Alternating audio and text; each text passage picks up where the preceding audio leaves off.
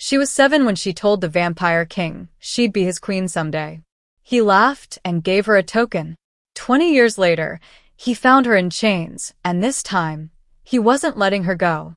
The smell of burning wood and spilled blood hung thick in the night air. 7-year-old Alara pressed herself against the cold stone wall of the village church, her heart hammering so loud she was certain the monsters outside could hear it. Through the shattered window above her head, she could see orange flames licking at the thatched roofs of homes she'd known her entire life. The screaming had stopped 10 minutes ago. That was somehow worse than when it had been happening. "Stay quiet, little one," her mother whispered, clutching Alara's baby brother to her chest. Around them, 15 other villagers huddled in the darkness, the only survivors of Brennan's raiders, a human mercenary group that had swept through their settlement like a plague. Then came a sound that made even the raiders outside fall silent. Thump, thump, thump. Footsteps. Heavy. Measured. Not human. "Oh gods," someone whimpered in the darkness. "The Nightborn are here." Alara had heard stories about vampires, the Nightborn, as they called themselves. Creatures who ruled the northern territories with an iron fist, who drank blood and lived forever, who could tear a grown man apart with their bare hands.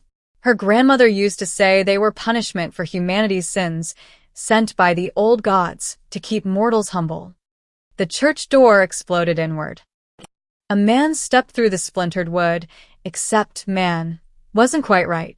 He was tall, impossibly tall, with pale skin that seemed to glow in the firelight. His hair was black as a raven's wing, pulled back to reveal features so perfect they looked carved from marble. He wore armor of deep crimson and black, with a cloak that moved like living shadow. But it was his eyes that made Alara's breath catch. They were silver, bright as moonlight, and ancient. So ancient. "Vampire King," one of the raiders outside gasped, dropping to his knees. The pale man, the king, tilted his head slightly, studying the kneeling mercenary the way a cat might study a mouse. "You attacked a village under my protection." His voice was soft, almost gentle, which somehow made it more terrifying. "Explain." We didn't know, Your Majesty. We thought this was disputed territory, The Vampire King moved. One moment he was standing in the doorway. The next, he was beside the raider, one pale hand wrapped around the man's throat. "You thought wrong." What happened next was over in seconds. The Vampire King moved through the remaining raiders like death itself, faster than Alara's eyes could follow. She heard screams, saw flashes of crimson, and then silence. Complete and total silence. "Come out," the Vampire King called, his voice echoing in the church. "All of you. I will not harm you." No one moved. "I said come out this time." His voice carried a weight that made Alara's bones ache. It wasn't a request. It was a command from something far older and more powerful than she could comprehend. One by one, the survivors stumbled out of the church into the blood-soaked square. Alara's mother tried to hold her back, but Alara pulled free, stepping into the firelight on bare, dirty feet. Her blonde hair was matted with soot, her blue eyes wide but unblinking. The Vampire King stood among the bodies of the raiders, not a drop of blood on his perfect armor. Behind him, a dozen other vampires had materialized from the shadows, his court, his soldiers, his followers. They all wore variations of the same crimson and black, all had the same supernatural beauty, the same predatory stillness. The villagers fell to their knees, trembling. Alara's mother yanked her arm. "Kneel, you foolish girl." But Alara didn't kneel. She walked forward instead, her small feet leaving prints in the ash-covered ground. She didn't understand why she was doing it, only that she had to. Something about those silver eyes called to her. The vampires in the king's court tensed. One of them, a woman with hair like spilled wine, hissed softly. "The child approaches the king unbidden." "Let her come," the king said quietly. Alara stopped 3 feet from him and tilted her head back to meet his gaze. Up close, she could see that his eyes weren't just silver. They had tiny flecks of red in them, like drops of blood in snow. He smelled like winter nights and old books and something else she couldn't name. "You saved us," she said simply. The corner of his mouth twitched. Almost a smile. "I did." "Why?" Now he did smile, revealing perfect white teeth, and just a glimpse of elongated canines. "Because these villages pay tribute to my kingdom. You are mine to protect." Behind her, Alara heard her mother's sharp intake of breath. The other villagers were probably horrified that she was speaking so boldly to a vampire king. But Alara was 7 years old and had just watched her entire world burn. Fear seemed like a distant concept. "What's your name?" she asked. The vampires in the court made various sounds of shock. Apparently, you weren't supposed to ask a vampire king his name. But the king laughed, a real laugh, rich and genuine. "Lucien," he said, crouching down so they were almost eye to eye. "And yours, little brave one." Alara, she reached up and touched the obsidian clasp on his cloak, a circle with a crown carved into it. "This is pretty." "Alara, get back here," her mother whispered desperately. But Lucien held up one pale hand, silencing her. His silver eyes studied Alara's face with an intensity that should have been frightening. "You have no fear of me." "Should I?" "Most do." Alara thought about that. "You killed the bad men. That makes you good." "I am many things, child. Good is not one of them." He tilted his head, genuinely curious now. "Why do you not kneel?" "Because," Alara said, with the absolute certainty that only children possess, "I'm going to be your queen someday. Queens don't kneel." The silence that followed was deafening. Then the vampire court erupted into laughter, cruel, mocking laughter that echoed off the burning buildings. Even the red-haired woman was smiling, shaking her head in disbelief. But Lucien wasn't laughing. He stared at Alara with those ancient silver eyes, and for just a moment, she saw something flicker in them. Surprise? Amusement? Something else. Slowly, deliberately, he reached up and unclasped the obsidian circle from his cloak. He held it out to her on his palm. "A token, then," he said softly. "For a promise." Alara took the pendant, her small fingers closing around the smooth black stone. It was warm, as if it held some of his supernatural heat. "When you are grown," Lucien said, standing to his full height, "if you still wish to be queen, find me. Show me this token. We shall see if a mortal child can keep a promise to an immortal king." He turned to leave, his cloak billowing behind him like wings. "I will." Alara called after him. "I promise." The vampire king paused at the edge of the square and looked back over his shoulder. In the firelight, with smoke curling around him and his court at his back, he looked like something from a dark fairy tale. "We shall see, little Alara." Then he was gone, melting into the shadows with his followers. Alara's mother rushed forward and grabbed her, checking for injuries, scolding and crying at the same time. But Alara barely heard her. She was staring down at the obsidian pendant in her hand, at the tiny crown carved into its surface. "Someday," she thought. "Someday I'll find him again." She had no idea that someday would come 20 years later, in chains. 20 years had changed everything. King Lucien stood on the balcony of his war room, watching the eastern horizon where smoke from burning villages stained the dawn sky. The border conflict with the Theron Empire had dragged on for 3 bloody years. Human kingdoms, emboldened by new weapons and alliances, were pushing back against Nightborn territories for the first time in centuries. "Your Majesty," General Cassius entered, his crimson eyes glowing in the dim light. "The spoils caravan from the Theron front has arrived. Commander Vex sends word. They've taken significant prisoners this time." Lucien didn't turn from the window. War bored him. He'd fought in hundreds of them across his 4 centuries of existence. They all blurred together eventually, the blood, the politics, the endless cycle of violence. Process them as usual.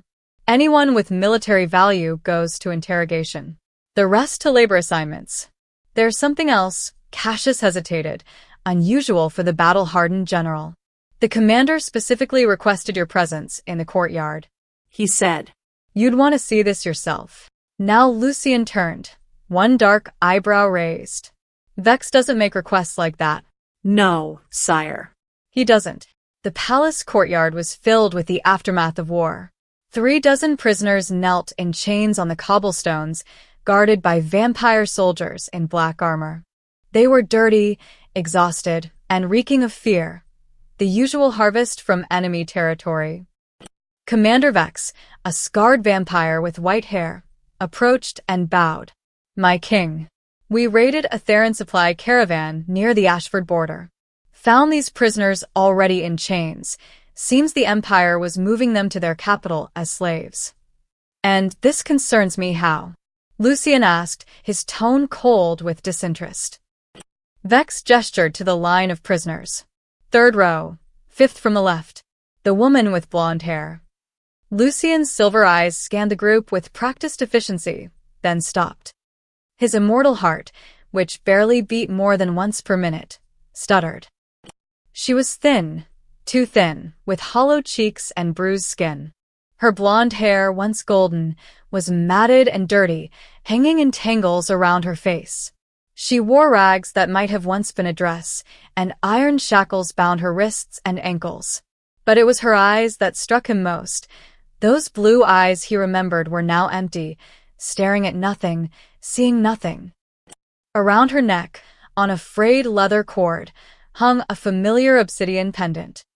Illyra, he breathed. The name came out before he could stop it. Several of his soldiers glanced at him sharply. Kings didn't use the names of slaves with such familiarity. Lucien descended the steps slowly, his mind racing. 20 years. He'd thought of her occasionally over the decades, a curious memory, a child's bold promise that had amused him for a brief moment. He'd never expected to see her again. Never expected to care if he did. But seeing her like this, broken, chained, barely alive, something twisted in his chest. Something he hadn't felt in over a century. He stopped in front of her, his shadow falling across her bowed head. She didn't look up. This one, he said quietly to Vex. Where was she captured? Theron's slave camp, sire. She'd been there at least 2 years, according to the records we found. Before that, Vex consulted a blood-stained ledger. Sold by raiders who destroyed her village. Standard war prizes. Her village. The place he'd saved once, he'd failed to save again. Lucien crouched down, ignoring the surprised looks from his soldiers. Look at me. Illyra didn't move. Her breathing was shallow, mechanical. She'd learned that stillness kept you alive in captivity. I said, look at me. He let a thread of compulsion enter his voice. Not enough to hurt, just enough to cut through whatever fog she was lost in. Slowly, painfully, she raised her head. Their eyes met. Lucien searched her face for recognition, for any spark of the fearless child who'd once told him she'd be his queen. But there was nothing. She looked at him the way she'd look at any other vampire lord, with empty acceptance of whatever cruelty was coming next. She didn't know him. Do you remember me? He asked softly.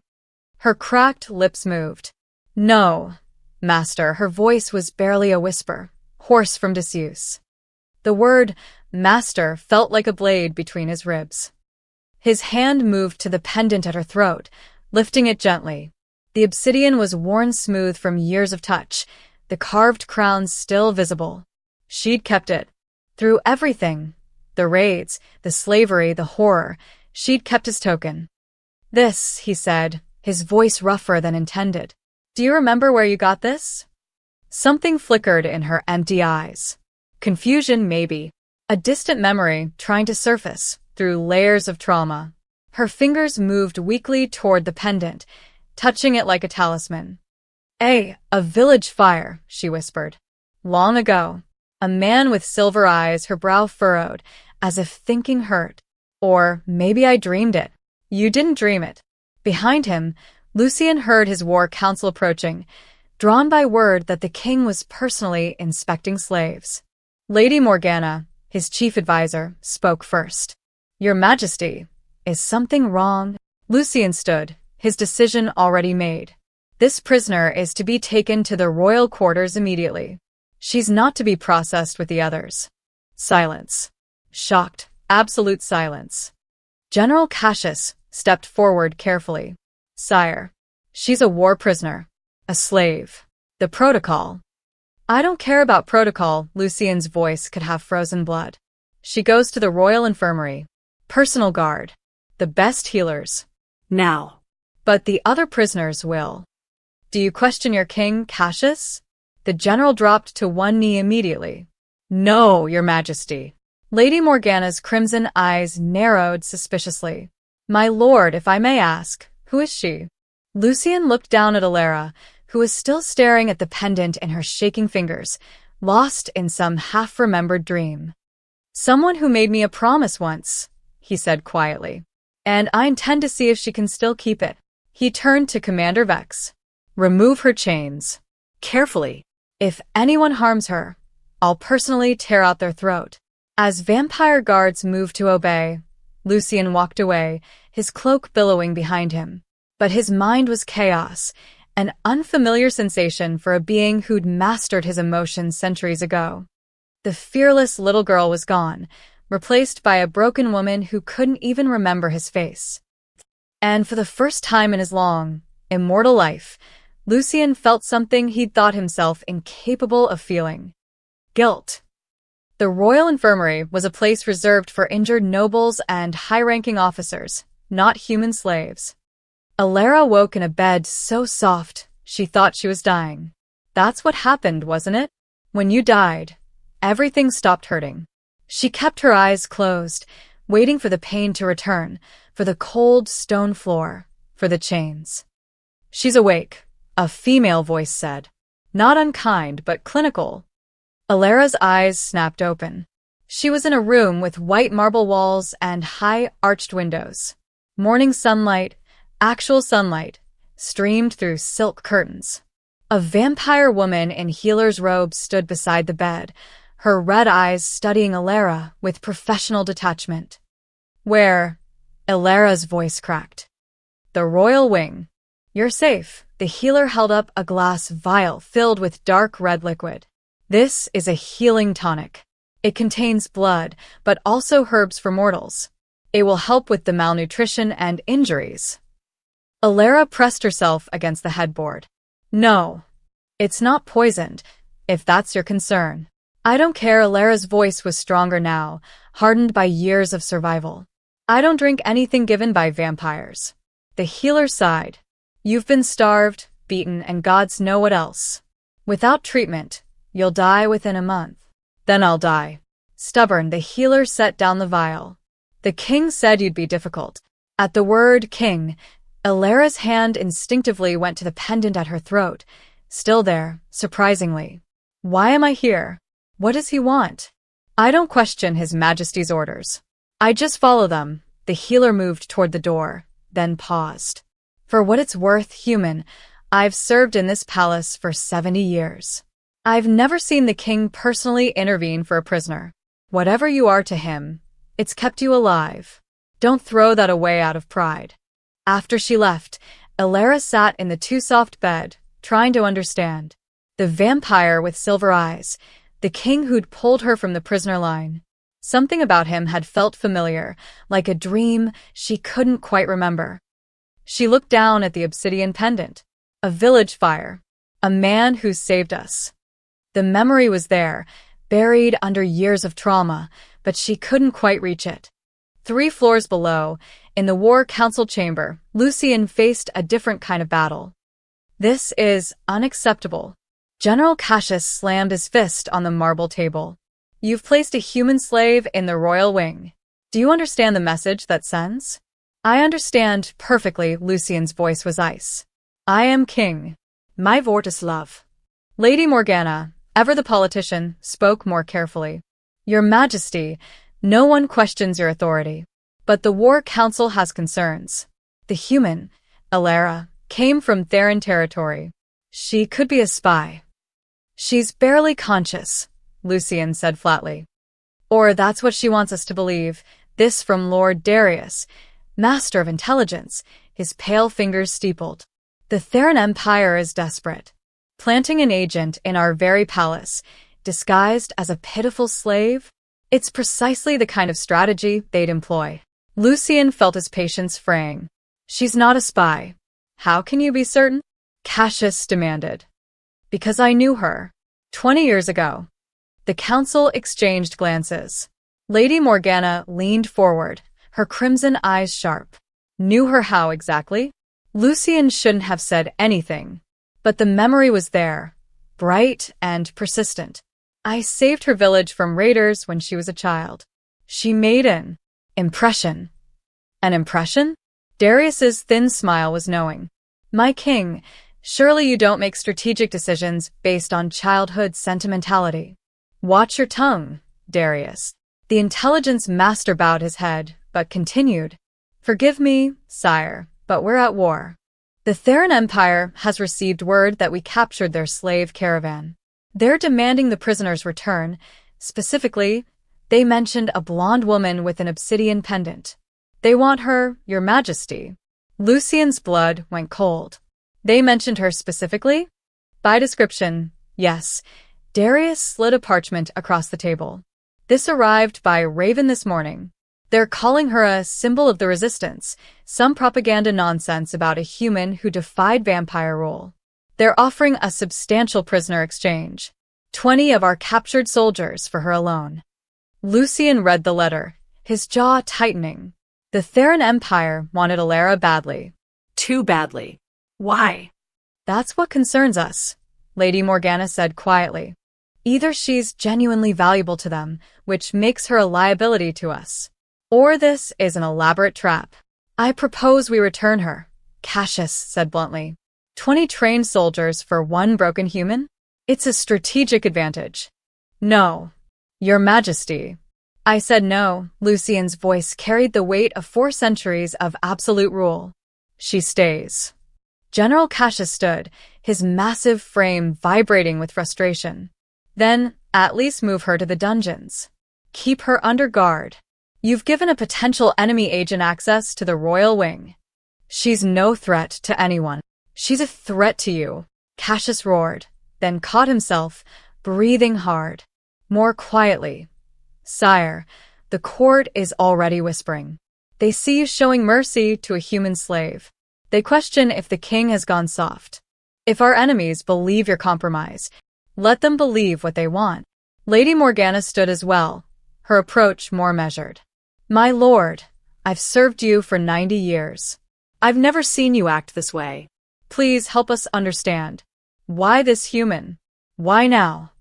Lucian looked at his counsel, loyal, capable, and completely unable to understand. How could he explain that a child's fearless promise had haunted him for 2 decades? That seeing her broken had cracked something in him he thought long dead. She stays in the infirmary, he said finally. Under guard, if it pleases you. But she will not be harmed, traded, or moved to the dungeons. This discussion is over. He left the council chamber to angry whispers and worried glances.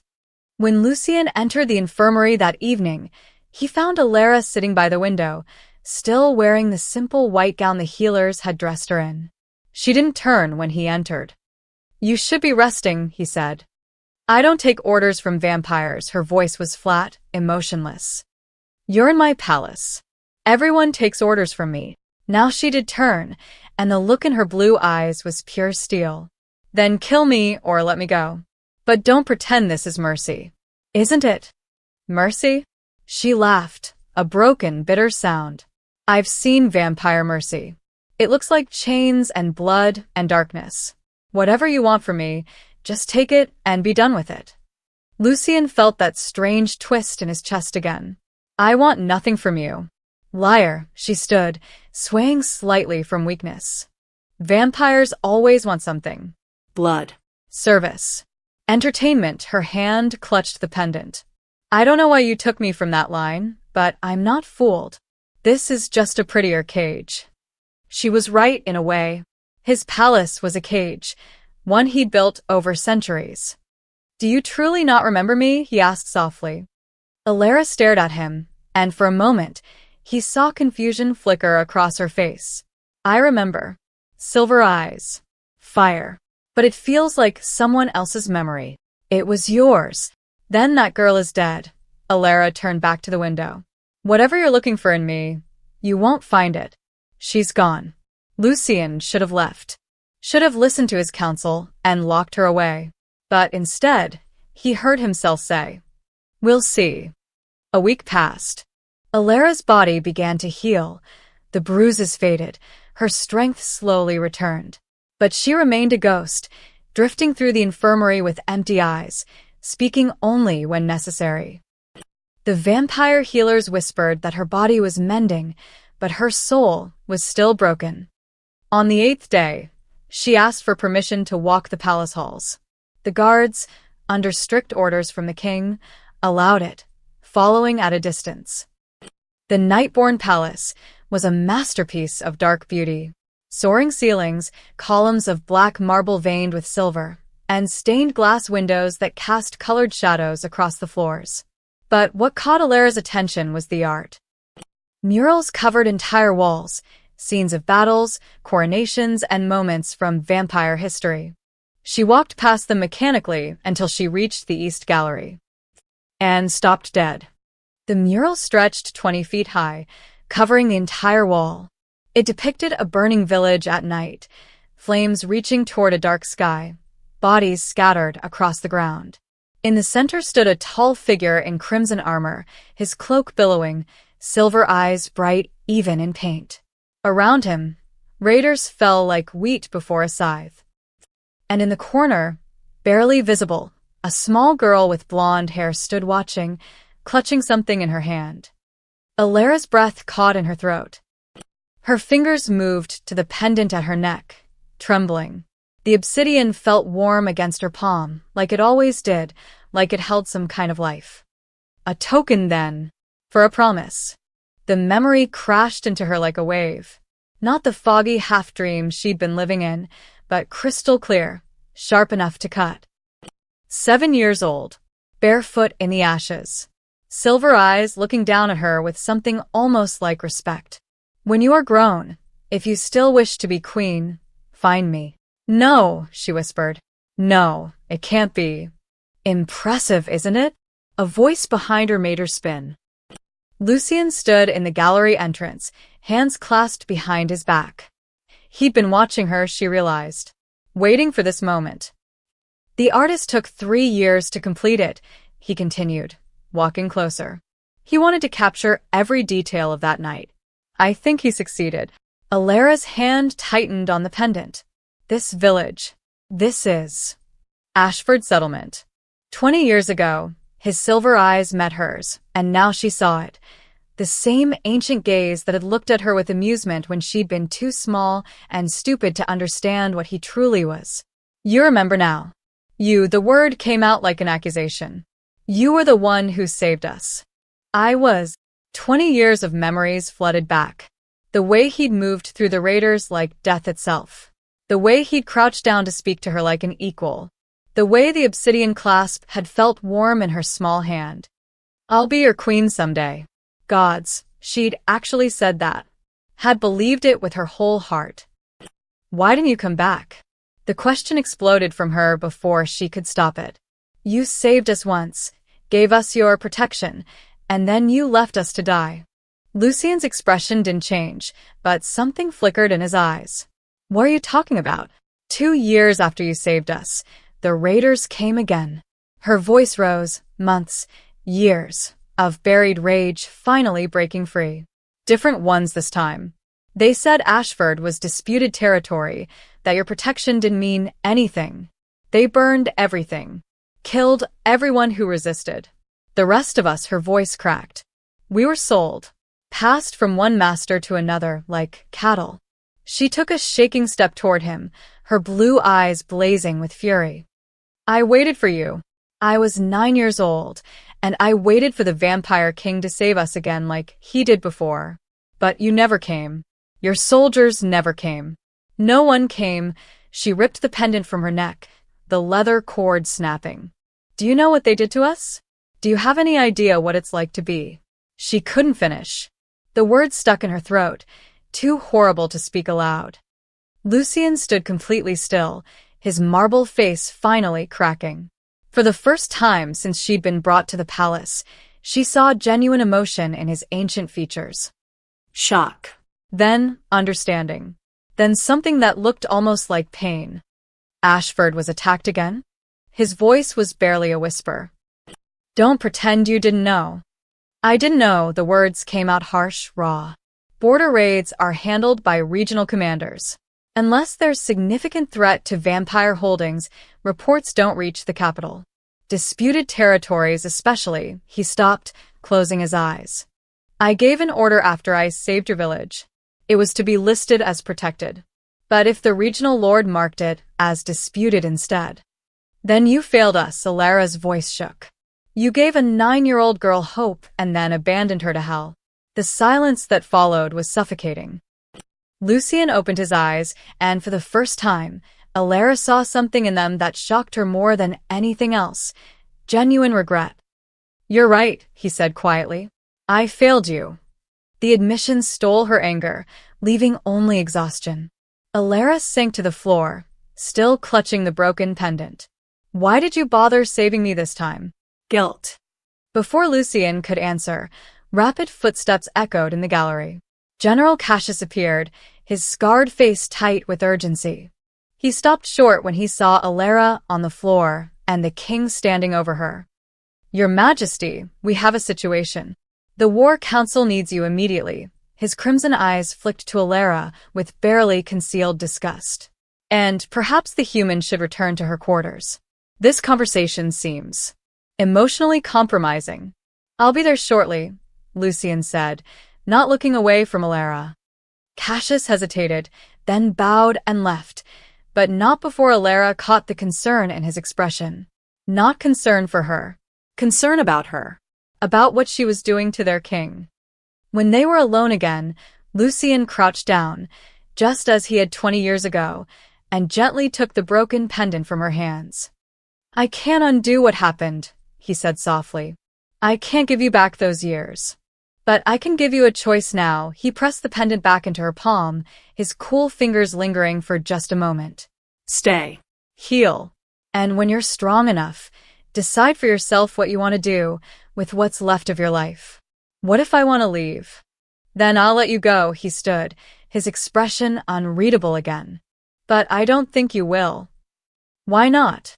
For the first time, she saw the hint of a sad smile. Because that fearless child who promised to be queen?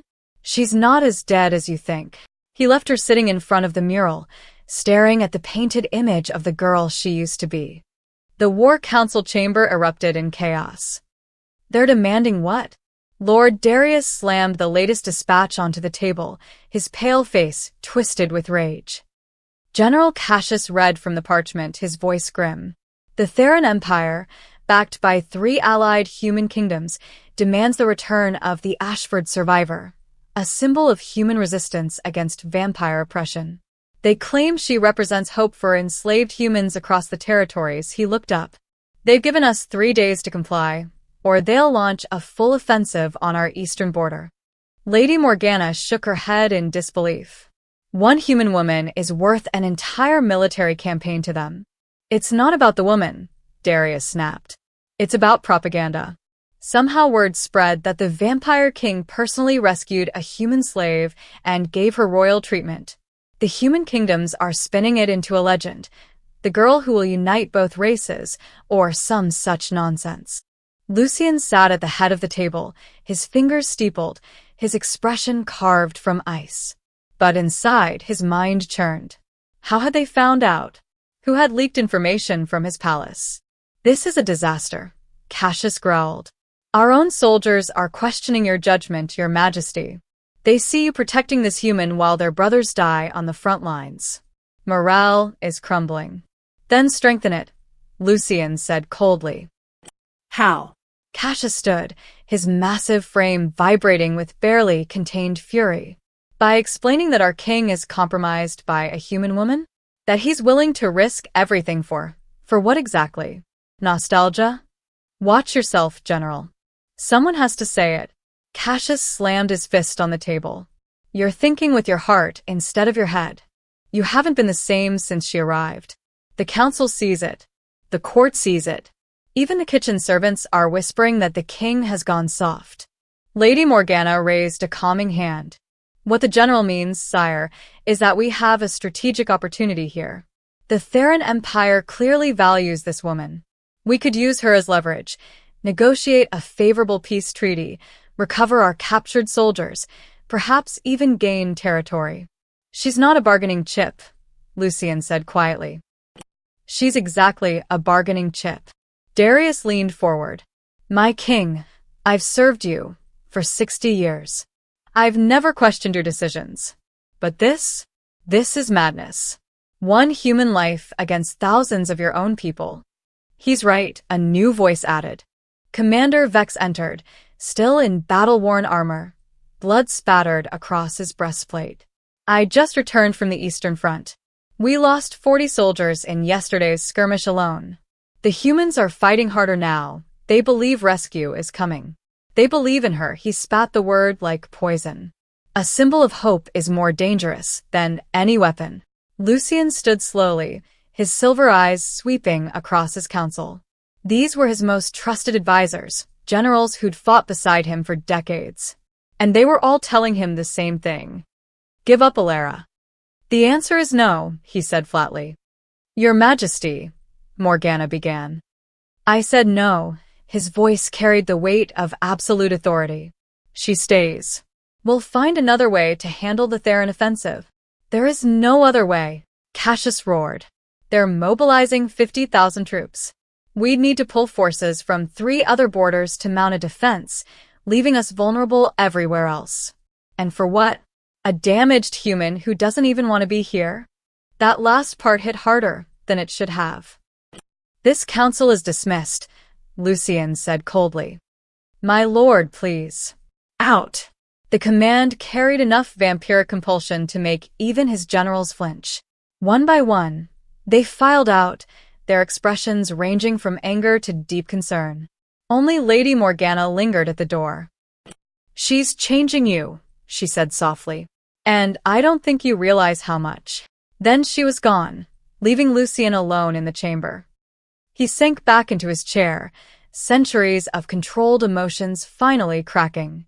Cassius was right. Morgana was right. He was compromised. The logical choice was obvious. Trade Alara for peace, save thousands of his own people. But every time he thought about handing her over, about watching her dragged back into chains, something inside him rebelled with a violence that terrified him. When had one human woman become more important than his entire kingdom?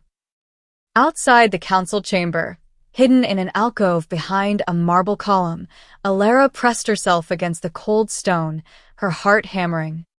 She'd come looking for Lucian to return the repaired pendant. A servant had fixed the broken cord. Instead, she'd heard everything. 50,000 troops. Thousands of vampire soldiers dying. All because of me. The weight of it crushed her chest, made it hard to breathe.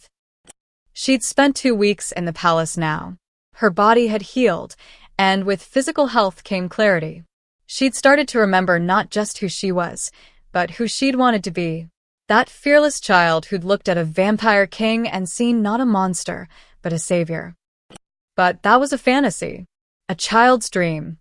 The reality was she was a symbol of war, a weapon both sides wanted to use.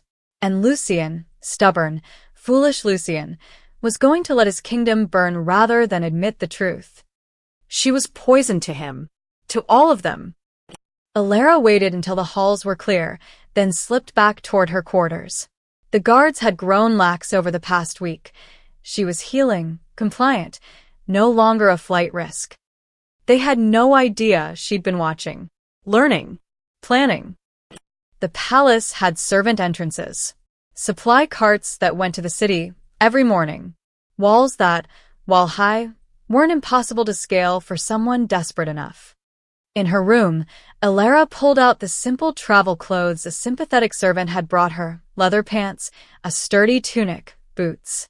She hid them under her bed along with a small bag of food she'd been stealing from meal trays. That night, she stood at her window, looking out at the city below. Lights flickered in the darkness, like stars. Somewhere beyond those walls was freedom, a life that didn't cost thousands of lives. The pendant hung around her neck, warm against her skin. "I'm sorry," she whispered to the empty room, to the memory of that silver-eyed king who'd tried to save her twice. "But I can't be the reason your kingdom falls." She'd learned long ago that sometimes survival meant running, and sometimes sacrifice meant leaving. Tomorrow before dawn, she would disappear. Let the Theron Empire waste their resources searching for a symbol that no longer existed. Let Lucien's council breathe easier, without the liability of a human woman clouding their king's judgment. Let Lucien forget the foolish promise a child made 20 years ago. Alara lay down in her too-soft bed and stared at the ceiling, memorizing the feeling of safety. Because tomorrow, she'd return to what she knew best. The cold, hard world where she belonged. In his chambers, Lucien stood on his balcony, watching the same distant lights, feeling the weight of 4 centuries pressing down on him. He didn't know that by morning, Alara would be gone. And he didn't know that her disappearance would finally show him just how much he'd been lying to himself about what she meant to him. Alara made it 3 miles beyond the palace walls before they found her. She'd slipped out during the pre-dawn servant rotation, hidden in a laundry cart like something from a bad fairy tale. The city streets were just waking up, human merchants setting up stalls, vampire guards changing shifts.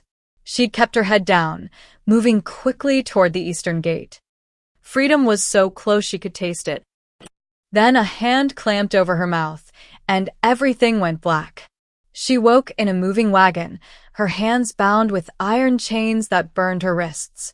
4 men surrounded her, human soldiers in Theron colors, their faces hard with purpose. "She's awake," one of them said. "Inform the captain." The wagon stopped. A 5th man climbed in, older, with gray streaking his beard and cold calculation in his eyes.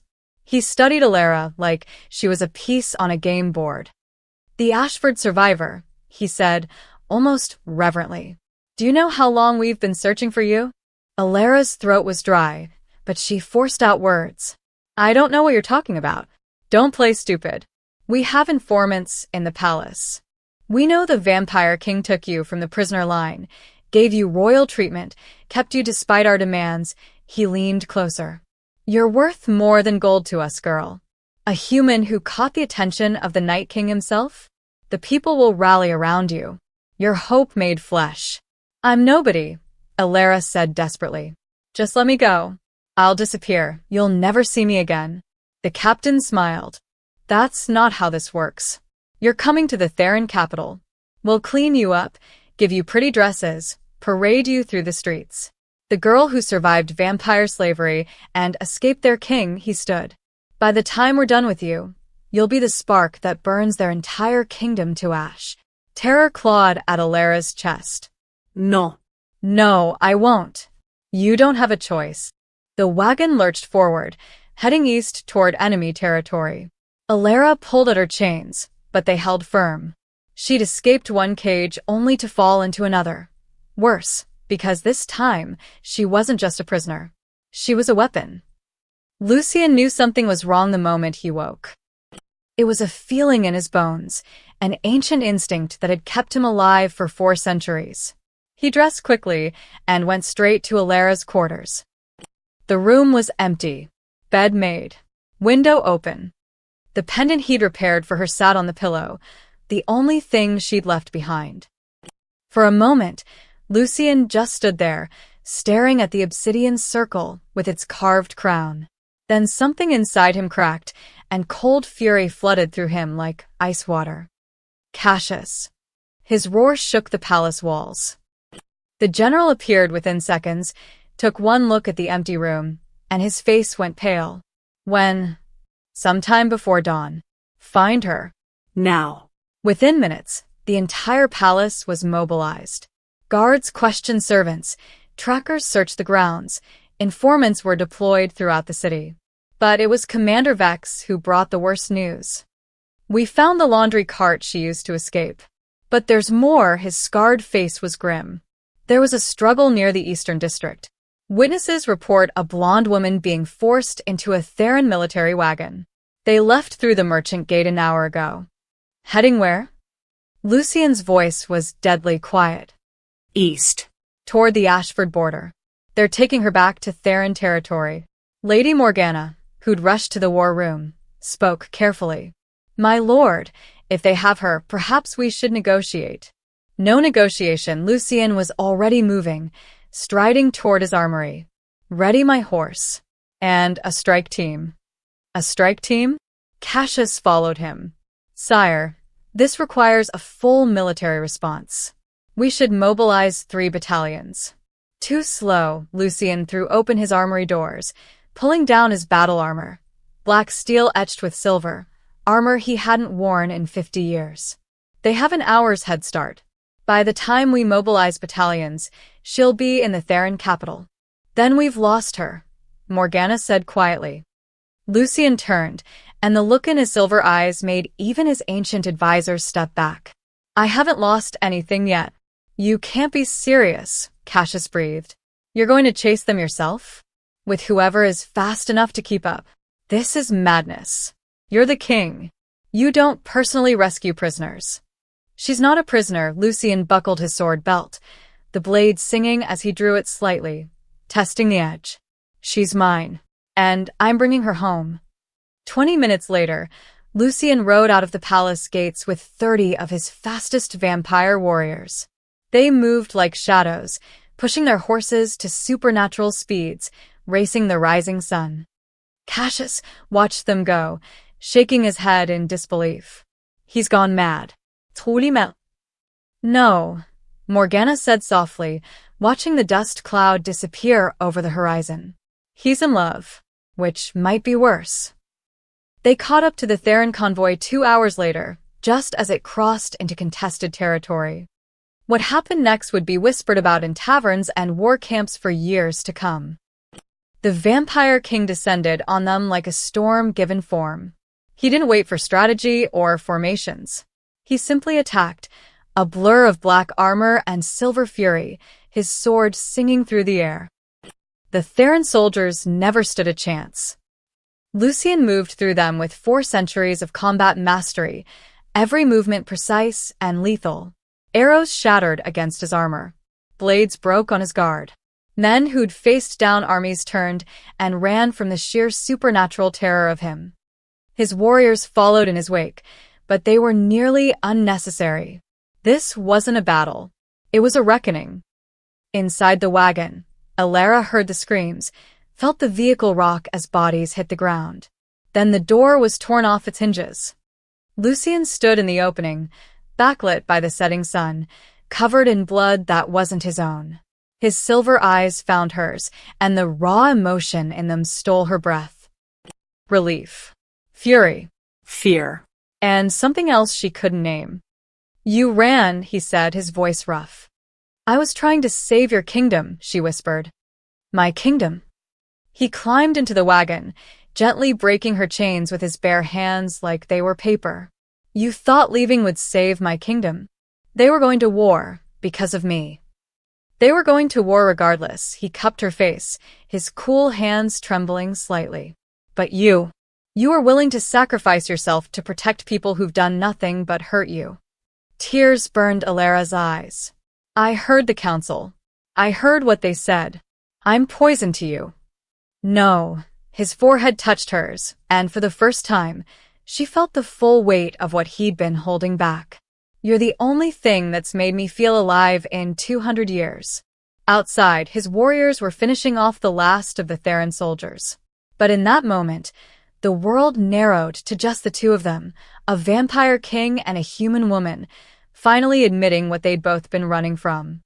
Come home, Lucien said softly. Please. Alara looked into those silver eyes and saw what she'd been too broken to see before. Not a monster. Not a king. Just a man who'd torn through an army to bring her back.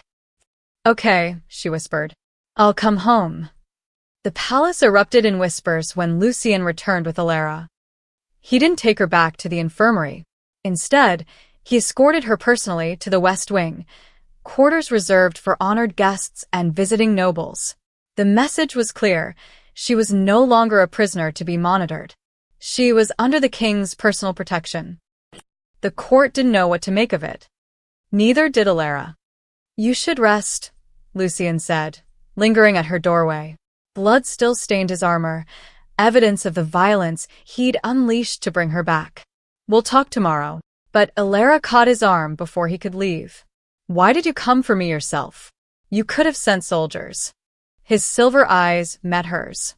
"Because losing you wasn't acceptable." The weight of those words settled between them. Then he was gone, leaving Alara alone in rooms 3 times the size of her previous quarters, her mind spinning with questions she wasn't ready to answer. The next morning, Lady Morgana arrived with an unexpected proposal. "The king has requested that you be given training," she said, her crimson eyes assessing Alara with new interest. "Combat training specifically, with the Queen's Guard." Alara blinked. "The Queen's Guard? But there is no queen." "Not yet," Morgana's smile was knowing. "But the Guard remains, an elite unit of female warriors, both vampire and human, who traditionally protect the royal consort. His Majesty believes you should learn to protect yourself." "I already know how to survive." "Survival and strength are different things, child." Morgana moved to the window, her ancient gaze distant. "You've spent years being acted upon, captured, enslaved, rescued. The king is offering you a chance to become someone who acts. The question is, are you brave enough to try?" Something sparked in Alara's chest. Something that felt like the fearless child she used to be, waking up after a long sleep. "When do I start?" The training grounds were brutal. Captain Sarah, a vampire warrior with scars crossing her dark skin, showed no mercy. "You're weak," she announced on the first day, circling Alara like a predator. "Malnourished, traumatized, and soft. But the king sees something in you, so we'll see if he's right." Alara was knocked down 17 times that first session. Her muscles screamed. Her lungs burned. Every old injury protested. But she got back up every single time. By the end of the week, she was only knocked down 12 times. By the end of the month, she was knocking others down. Something changed in Alara during those brutal training sessions. Every time she picked herself up from the dirt, she felt pieces of her old self returning. Not the broken slave who'd arrived in chains, and not quite the innocent child from before. Something new, stronger. The other trainees, 5 human women and 3 vampires, watched her with growing respect. She never complained, never quit, never asked for special treatment despite being the king's. Whatever she was. "You fight like someone with nothing to lose," Sarah commented one afternoon, after Alara had managed to disarm a vampire trainee twice her size. "I've already lost everything," Alara replied, breathing hard. "Now I'm taking it back." Word of her transformation spread through the palace. The same courtiers who'd laughed at her now watched with fascination as she walked the halls, no longer hunched and fearful, but straight-backed and purposeful. Human servants began to meet her eyes, seeing someone who'd survived the worst and emerged stronger. Even the vampire nobility took notice. "She carries herself like a warrior now," Lord Darius observed during a council meeting. "Quite the change from the broken thing we pulled from the slave caravan." Lucien, who'd been watching Alara's progress from a distance, felt a strange pride. She was always a warrior. She just needed to remember. Then came the day that changed everything. A border dispute erupted between 2 noble houses, one vampire, one human, over territory rights. The vampire lord wanted to seize human farmland, claiming ancient rights. The human lord refused, threatening rebellion. Traditionally, such disputes were settled by the king's decree. But Lucien, testing an instinct he didn't fully understand, invited Alara to sit in on the council session. The room fell silent when she entered. She wore simple clothes, leather training gear, her blonde hair tied back, but she walked with a confidence that made nobles twice her age straighten in their seats. She took the empty chair beside Lucien's throne without hesitation. General Cassius's jaw tightened. "Your Majesty, this is a closed council." "I've opened it," Lucien said simply. "Continue with the dispute." The vampire lord, a pompous elder named Silas, presented his case first. "These lands belong to my house for 3 centuries. The humans are merely tenants. I have every right." "You have no right to starve people," Illyra's voice cut through the chamber. Silas turned, outraged. "Excuse me? Who are you two?" "Someone who's seen what happens when vampires abuse their power," Illyra stood, and every eye in the room fixed on her. "You want that farmland because it's profitable, not because you need it. Those human families have worked that soil for generations. They've paid their taxes, kept the peace, caused no trouble. And you want to take it because you can." "This is outrageous," Silas sputtered. "Your Majesty, you can't allow a human to speak to me this way." But Lucien was leaning forward, fascinated. "Let her finish." Illyra turned to the human lord. "And you threatening rebellion over land? You know what that means?" Death. "Your people suffering more than they already are." She looked between both nobles. "Neither of you actually cares about the land. You care about winning." The room was silent. "So here's what's fair," Illyra continued. "The vampire lord pays the human families for their land at market value, triple the rate, considering you're displacing them. The human lord uses that money to develop new farmland on the disputed territory to the south. Both sides profit. No one dies." For a long moment, no one spoke. Then Lord Darius laughed, a genuine, surprised sound. "She's not wrong." Silas opened his mouth to protest, but other council members were nodding. The solution was practical, fair, and most importantly, it prevented conflict. Lucien looked at Illyra with something that might have been wonder. "The lady has spoken. I agree with her assessment. Lord Silas, you'll pay triple rate. Lord Brennan, you'll have rights to the southern territory. This matter is settled." Both nobles left looking dissatisfied, which meant the solution was probably fair. After the council dismissed, Cassius approached Lucien. "That was unexpected, Your Majesty." "She has good instincts," Lucien said quietly, watching Illyra speak with Lady Morgana across the room. "She is more than that." Cassius's voice was grudging but honest. "She has natural authority." The nobles respected her, even Silas. And the way she commanded that room, he shook his head. "I've seen generals with less presence." Over the following weeks, Lucien invited Illyra to more councils. She didn't speak often, but when she did, people listened. She asked questions that cut through political posturing, proposed solutions that balanced human and vampire needs, and showed a diplomatic instinct that shocked even Morgana. The court that had once whispered about the king's madness began to whisper something else. She's not just a survivor. She's a leader. And late at night, when Lucien stood on his balcony watching the city lights, he realized something that both terrified and exhilarated him. The child who'd promised to be his queen was finally becoming her. 3 months after Illyra's rescue, the war finally ended. The Theron Empire, weakened by internal conflicts and drained by 3 years of fighting, sued for peace. The treaty negotiations took weeks, but Lucien insisted on terms that protected human territories as much as vampire interests. His council noticed the change. The king who'd once ruled with cold logic now considered the human cost of every decision. They knew exactly who'd influenced that change. The peace ceremony was set for the autumn equinox in the grand hall where vampire kings had been crowned for 1,000 years.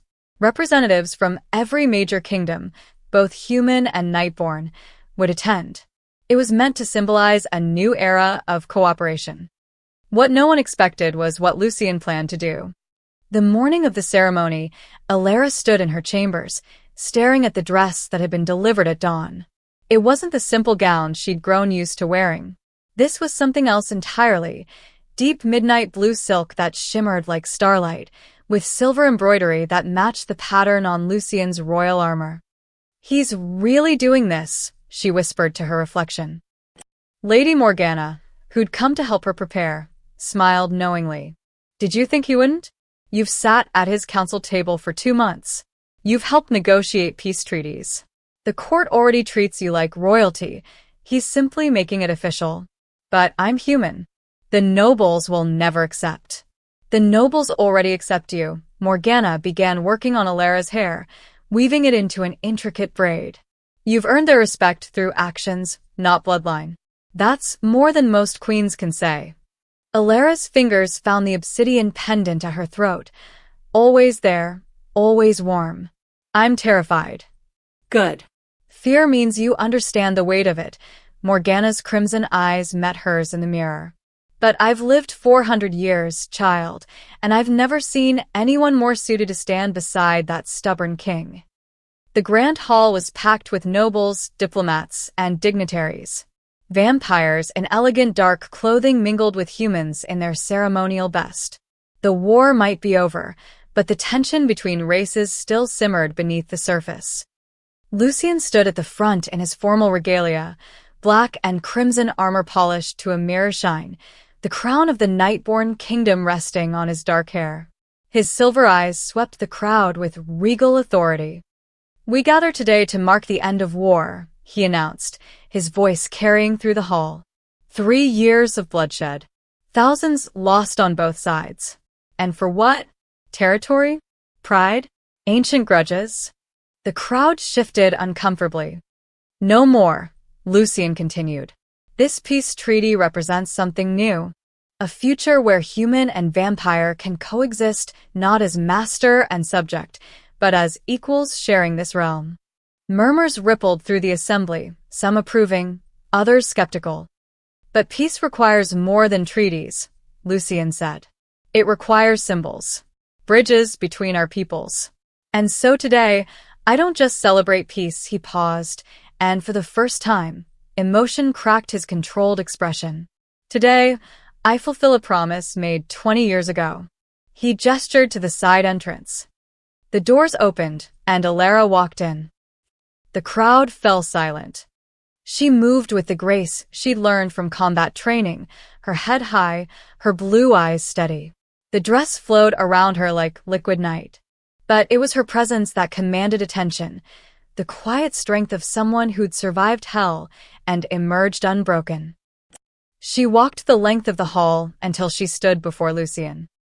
20 years ago, Lucien said, his voice softer now but still carrying, a little girl stood in the ashes of her burning village and told me she would be my queen someday. A hint of a smile touched his lips. My court laughed. I should have laughed, but I didn't, because even then I saw something in her.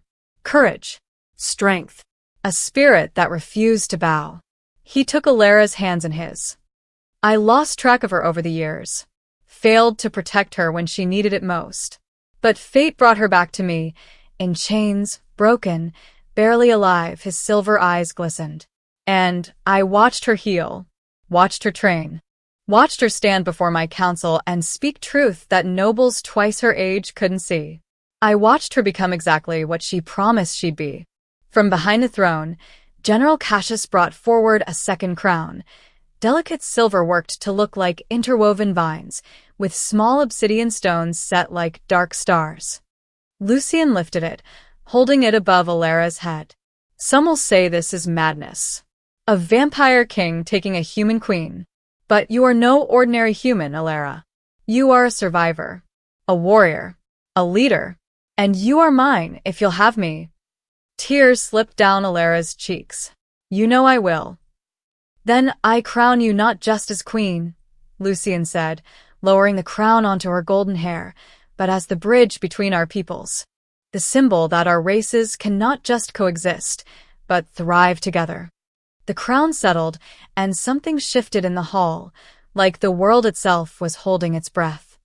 Lucien's voice rang out, a promise made in the ashes, fulfilled in the light. For a heartbeat, no one moved. Then General Cassius, stubborn, skeptical Cassius, dropped to one knee. My queen.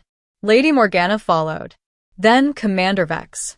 Then the entire vampire court, one by one, until every Nightborn in the hall was kneeling. The human diplomats looked at each other, then they too began to bow, some reluctantly, others with genuine hope in their eyes. The court that had laughed at a little girl's promise now knelt before the woman she'd become. Lucian took Alara's hand and raised it high, and the hall erupted in cheers, vampire and human voices mingling together in a sound that hadn't been heard in centuries. That night, standing on the royal balcony overlooking the city, Alara leaned against Lucian's shoulder. Below them, celebrations filled the streets, humans and vampires dancing together, toasting peace, daring to hope for a better future. No regrets? Lucian asked softly. Alara touched the obsidian pendant, now joined by a crown. Not a single one. Even though being queen means endless council meetings and diplomatic dinners. She laughed. I've survived worse. His arm wrapped around her waist, pulling her close. That you have, my brave little queen. And as the city celebrated below and stars wheeled overhead, two souls separated by species and scarred by time finally found what they'd been searching for. Not a kingdom, not power, but each other.